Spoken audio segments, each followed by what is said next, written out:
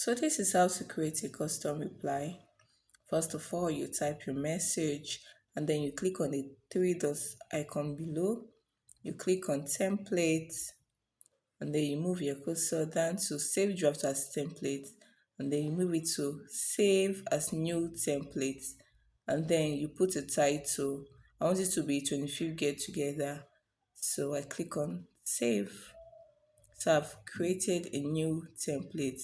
In case this is not enabled on your email, all you have to do is to go to your settings, click on see all settings,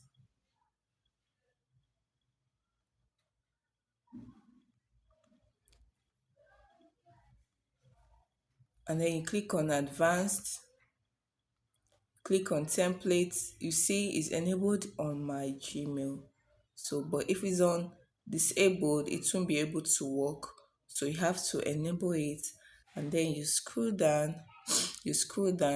to save changes. All right, before you can able to activate that feature on your Gmail.